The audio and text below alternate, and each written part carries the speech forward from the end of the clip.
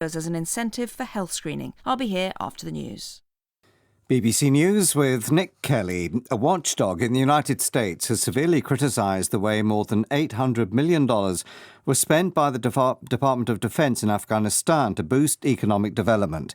It highlights ill-conceived, poorly monitored projects, including $6 million to import a small herd of rare blonde Italian goats to help the local Khmer industry. New figures from Brazil show a further rise in the number of babies born with abnormally small heads. There have been almost 4,000 cases of microcephaly since October. The outbreak has been linked to the Zika virus carried by mosquitoes.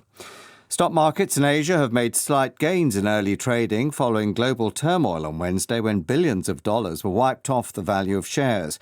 But analysts say the markets are still spooked by the tumbling price of oil and worries about an economic slowdown, especially in China.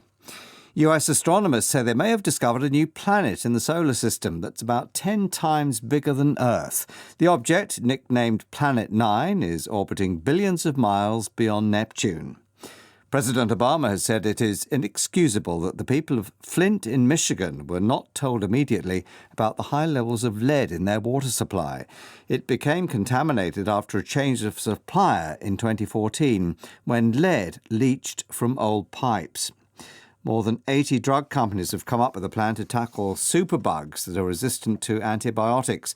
They're calling on governments worldwide to coordinate and boost joint efforts to find new drugs and help stop the indiscriminate use of antibiotics.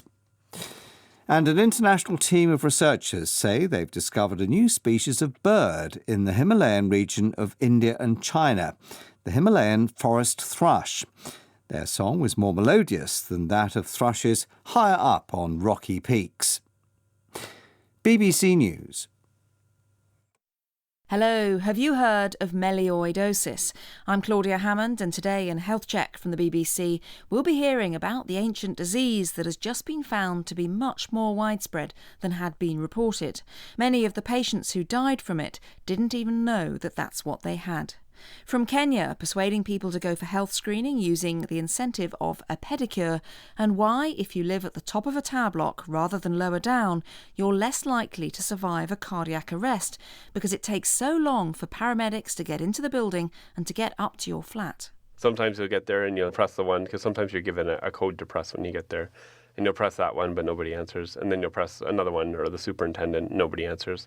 And then you just start pressing random buttons sometimes, and nobody answers, or they'll answer, and, it's 3 o'clock in the morning. You'll say it's 911, but they're half asleep, so sometimes they'll just hang back up and you'll have to try another one then. And today my guest is the editor of the BBC's health news website, James Gallagher.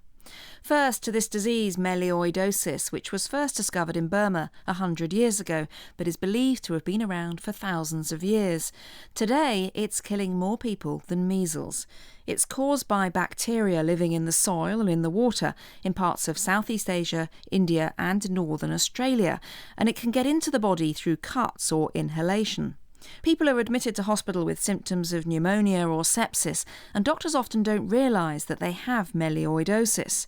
Researchers in Bangkok have just found that the disease is more widespread than previously thought.